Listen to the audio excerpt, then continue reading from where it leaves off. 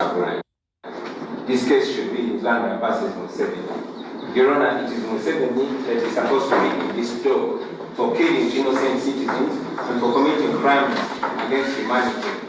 Your Honor, I am not here because I've committed any crime. I'm here because I offered myself to lead Ugandans into ending a 35-year-old dictatorship.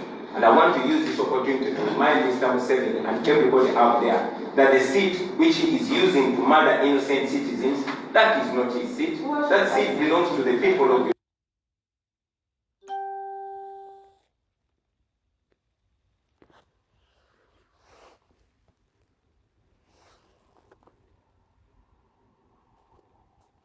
Will soon reclaim.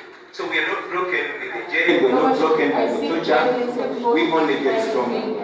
Thank you. Is that